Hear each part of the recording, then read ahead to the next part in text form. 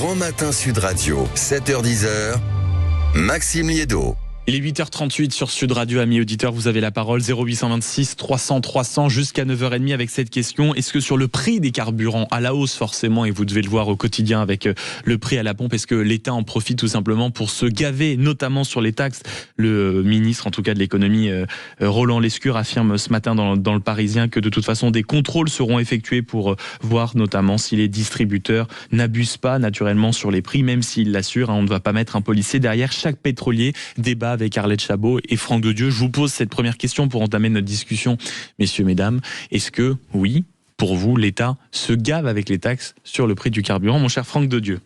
Moi, je dirais que non, pour une raison qui est arithmétique. C'est-à-dire que sur un litre d'essence à 1,70 €, vous avez 96 centimes de taxe. Ça fait 56%. Sauf que cette taxe est composée de deux éléments.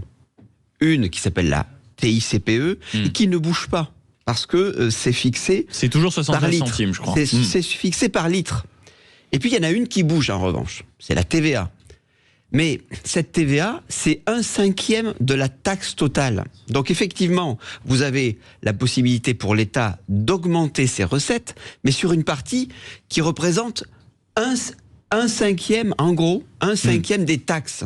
Donc, j'ai fait ce petit calcul. Si vous avez 30 centimes de plus où le pétrole augmente de 50%, eh bien, vous aurez 1,5 milliard de TVA en plus. Si le pétrole augmente de 50%, vous aurez 1,5 milliard de TVA en plus. Ce qui n'est pas non plus énorme. Tout simplement parce qu'il y a une partie importante qui ne bouge pas, et une partie très minoritaire qui bouge. Arlette Chabot, est-ce que dans les débats actuels, quand on voit déjà les oppositions, comme le Rassemblement National, demander à ce qu'on abaisse la TVA comme étant en tout cas 5%, comme étant un produit de première nécessité, est-ce que, oui, l'État se gave quand même sur les taxes? Mais d'abord, qui se gave? Ce sont quand même les distributeurs. Donc vous avez fait le tour des stations d'essence. Vous voyez bien que le prix n'est pas le même. Il y en a qui sont déjà en train de répercuter une hausse limitée en annonçant ou en affichant 2 € le litre, et d'autres qui restent autour d'1,85 €, 90. Donc il y a quand même des différences entre les distributeurs. Alors après, les distributeurs disent quoi? Exactement ce que vous dites, c'est-à-dire l'État se gave, puisque l'État, la TVA et la TICPE. Après, on retrouve... Il n'y a pas que moi qui le dis. Vous prenez Dominique Scholcher, par exemple, le président des distributeurs disent... Regardez, c'est l'État qui se gave. D'accord, l'État se gave, mais eux ne répercutent pas, si j'ai bien compris, ou n'augmentent pas les prix largement au-dessus de ce qu'ils pourraient faire. Et ce que d'autres font, encore une fois, faites le tour des stations-service, et d'ailleurs ce que font les Français qui ont peur de pénurie qui ne devrait pas exister non plus, puisqu'il y a des réserves, on le sait, pour 3 mois, mais ça, on oublie la panique et restez calme, comme dit le ministre des Finances. Bon, et s'il envoie des contrôleurs, la DGCCRF... il a dit des contrôles quotidiens. Contrôle quotidien, c'est parce que certains ont déjà profitent du moment et ce sont effectivement ceux qui nous aident à remplir nos pompes et avec leurs pompes nos réservoirs d'essence. Justement, est-ce qu'il y en a qui abusent? En tout cas, quand le ministre ce matin assure qu'il y aura des contrôles quotidiens pour s'assurer qu'il n'y ait pas de marge excessive, il y a quand même le président du syndicat professionnel Mobiliance qui lui dit vous êtes marrant, mais le contrôle des marges est possible, mais je tiens quand même à rappeler que le carburant bénéficie d'une liberté des prix au même titre que la baguette de pain. Soi-disant, circuler n'a rien à voir, on fait un peu ce qu'on veut, on n'est pas dans un État communiste, donc si on veut prendre un peu plus d'argent, on prend un peu plus d'argent. Est-ce que là, pour vous, Franck, c'est le moment où l'État doit intervenir? Bien sûr. Bloquer les prix? Donc vous voyez bien que vous avez une version un peu anti-étatique qui consiste à dire il faut absolument baisser les recettes, la fiscalité sur le carburant. Et puis vous avez une autre réponse qui est de dire attention, c'est-à-dire qui est d'ailleurs la réponse d'Arlette, qui est finalement très régulationniste ce matin, et qui va dire écoutez, le problème ne vient pas forcément de la fiscalité de l'État, il vient il vient surtout des distributeurs qui peuvent trouver l'occasion de prendre un peu de marge, parce que les derniers litres là ne proviennent pas tous, ils n'ont pas tous fait le tour pour éviter le détroit d'Ormuz. Donc effectivement, ils étaient même déjà en stock, ils s'amusent simplement déjà à répercuter les prix. De la part des distributeurs, une forme, je dirais, d'opportunité. Et l'argument qui consiste à dire vous avez qu'à faire 30 km de plus pour faire jouer la concurrence, non, il y a des circonstances où l'État se doit de contrôler. 0826 300 300, est-ce que l'État se gave notamment avec les taxes sur la hausse du prix du carburant? Est-ce que vous considérez, amis auditeurs, au 0826 300 300, que l'État doit intervenir? Est-ce qu'il doit bloquer les prix? Est-ce qu'il doit tout simplement baisser la TVA? Est-ce que vous trouvez que l'État n'a pas la bonne réaction, en tout cas face à cette hausse des prix? Est-ce que vous la constatez aussi forcément sur la route du travail, ou si jamais vous êtes routier, vous les voyez défiler les stations d'essence avec la hausse des prix? 0826 300 300. Bonjour Anthony.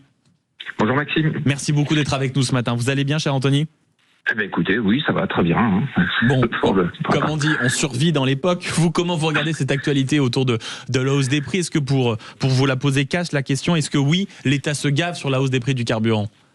Alors, l'État se gave, je dirais pas l'État se gave, mais je pense que l'État n'a pas la bonne réaction, et deux, de toute façon, je pense pas que l'État ait réellement les moyens de faire grand-chose dans cette histoire. On est quand même dans un déficit de recettes qu'on a vu avec les derniers débats sur le budget.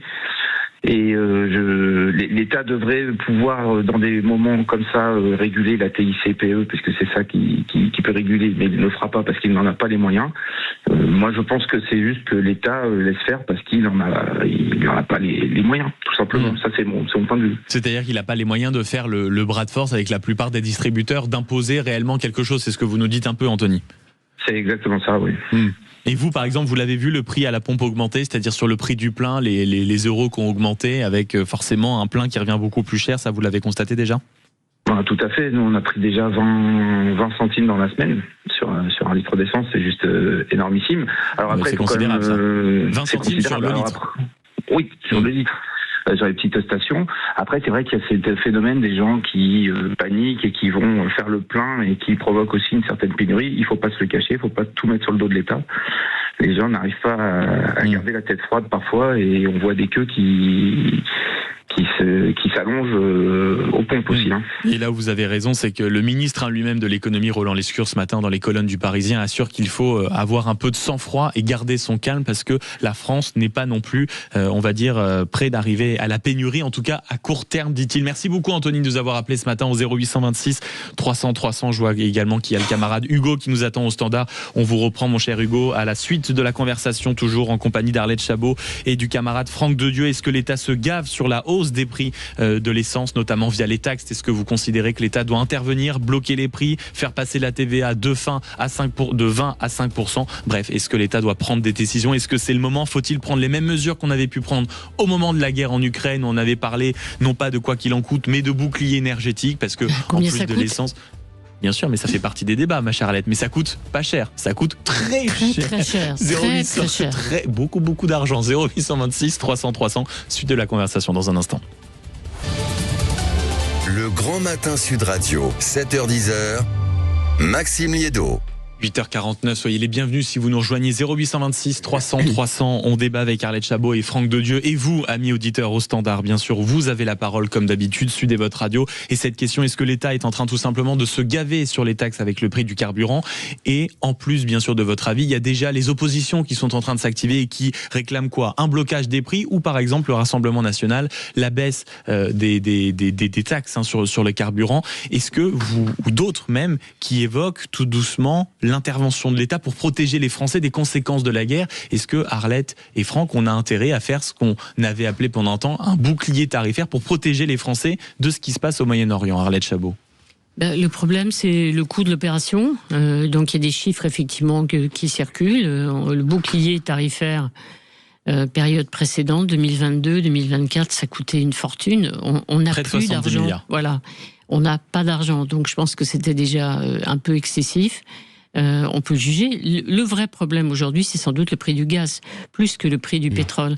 En se disant en plus que il faut que les Français effectivement fassent preuve de sang-froid. L'expression du ministre n'est pas mauvaise. Ne pas se précipiter à la pompe, créer des pénuries qui ne devraient pas exister.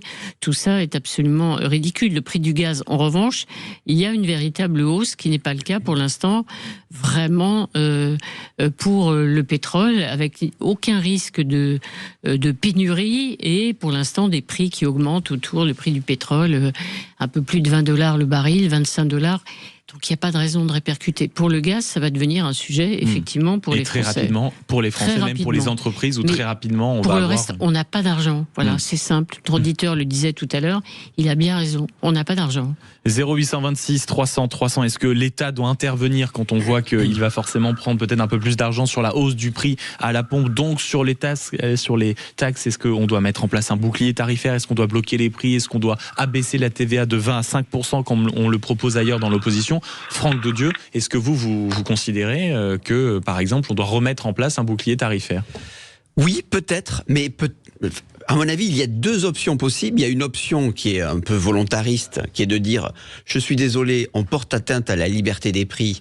Et les distributeurs ne peuvent pas, comme ça, avoir des écarts de prix qui sont opportunistes. Et je rappellerai quand même que on a eu ce débat à propos du masque au moment du Covid, où lorsque l'État a dit on fixe le prix, on nous a pas dit nous glissons dans une économie soviétique. On s'est dit il y a des circonstances où l'État peut intervenir. Il faut plus en forme économiquement. Il faut qu'il y ait un volontarisme. Il faut qu'il y ait un volontarisme de l'État. Et deuxièmement, il y a une marge de manœuvre, mais qu'on peut neutraliser. C'est-à-dire que ça nous coûte pas trop cher tout de même, c'est de dire, regardez, sur la partie de la TVA, l'État va avoir un excédent de recettes. Pas énorme, comme je viens de vous le dire. Puisque, là-dessus, on peut peut-être distribuer un chèque carburant, qui en 2022... Vous seriez à nouveau partisan du chèque carburant, par exemple? Oui, mais le chèque carburant qui neutraliserait la recette. C'est-à-dire que l'excédent de recettes en plus... devient un chèque qu'on redonne aux personnes. Les recettes en plus, qu'on peut considérer comme quand même un petit peu fort de café de l'État, qui encore une fois, Maxime, ne sont pas énormes, pourraient être convertis en indemnité carburant pour les plus modestes. Ça serait pas mal. Et ça serait équilibré d'un point de vue budgétaire. 0826 300 300. Bonjour Hugo. Oui, bonjour Maxime, bonjour à tous. Comment allez-vous mon cher Hugo en ce vendredi matin? Très bien, merci. Est-ce que vous aussi vous avez du mal à aller à la station essence en ce moment, parce que forcément la carte bleue, quand on l'insère et quand on voit le prix, ça fait un peu mal? On y est surtout contraint, forcément, ça fait mal à tous. On voit les finances de la population qui est au plus bas. Et moi, ce que j'ai envie de dire quelque part, l'État finalement profite. Si le prix est fixe concernant les distributeurs, l'État en profite, puisque plus le prix sera élevé par le distributeur, et plus l'État va en mettre dans sa poche. C'est-à-dire quand le distributeur fixe son tarif, vu que la TVA, les taxes totales sont à peu près à 60%, donc l'État a tout intérêt à ce que le distributeur ait un prix 51% de taxes sur le litre. 51, donc l'État a tout à fait intérêt à ce que le distributeur ait un prix élevé pour pouvoir encaisser de la taxe. Donc vous, par exemple, Hugo, vous demanderiez à l'État d'intervenir, de bloquer les prix, de remettre peut-être, si ce n'est un bouclier entièrement tarifaire, en tout cas un bouclier sur le gaz et l'essence, par exemple?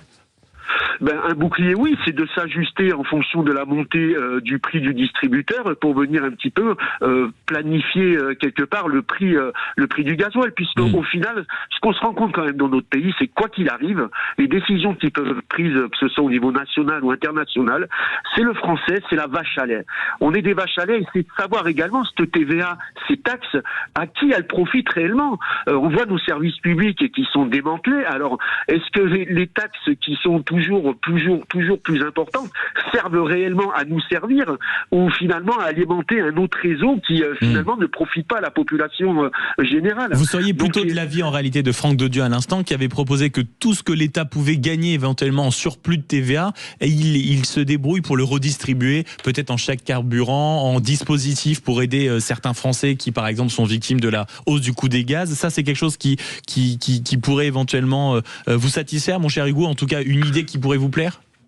J'en suis pas certain, parce que pour moi c'est encore une machine à gaz qu'on va mettre en place pour faire un bouclier tarifaire, pour avoir des chèques de remboursement avec des tranches peut-être sociales en fonction de ses revenus, etc. Donc c'est absolument invraisemblable. Moi je me dis, on a toujours un millefeuille administratif dans ce pays, et on va de toute façon, dès qu'il y a une crise, eh ben on subit les conséquences, et puis voilà. Par contre, ce qu'il faudrait qu'il soit mis en place pour les gens qui devraient arriver à une pénurie, si on en arrive là, c'est qu'ils puissent justement avoir un mot d'excuse entre parenthèses, parce que ils vont pas pouvoir aller bosser, et la conséquence du fait de ne pas pouvoir se déplacer va peut-être faire en sorte qu'ils vont perdre leur travail, qu'ils vont perdre une formation qu'ils sont en train de faire, etc., etc. Donc il faut protéger aussi, je pense, le citoyen qui sera à un moment dans l'incapacité de se déplacer du fait que ce ne sera pas de sa propre faute.